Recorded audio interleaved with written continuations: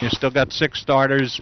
Do you have a time frame in mind? And rainouts and injuries and that throws everything out. But do you have it laid out as to when you want to make a decision and when you want to tell the 6 that are involved? Well, we value communicating a lot. Saying that, I think opening day is kind of an artificial deadline. I mean, we have 3 days off the first 10 days. Daisuke is going to hopefully throw to some hitters today. So he's back a couple weeks from everybody else. The other 5 are doing pretty well. You got Lackey and Beckett and Lester. They're all fine. They're healthy. Beckett missed a day because he was sick, but that's not the end of the world. Buchholz looks terrific. Wake's been throwing the ball good. I guess the way we kind of view it is we hope we have 6. And then if we have to ruffle somebody's feathers at some point or ask them to be patient, we'll be happy to do that.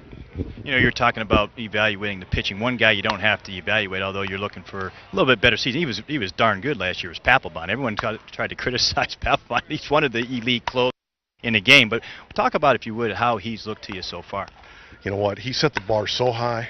And I just don't know, besides Mariano, I don't know how many guys go out there every year and just do what he does. I mean, Pap's numbers were still, again, top of the league.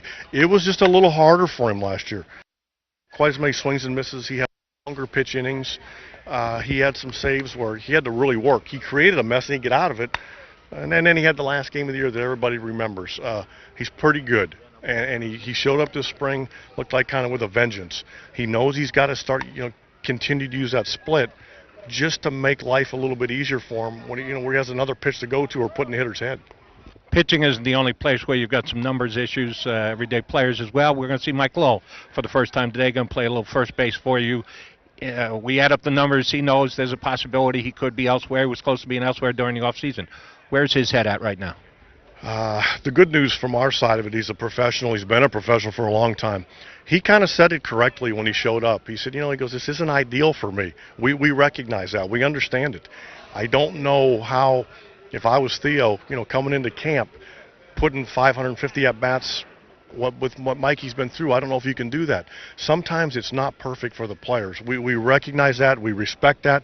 What we want to do is get Mikey healthy and then make decisions on what's best for our team.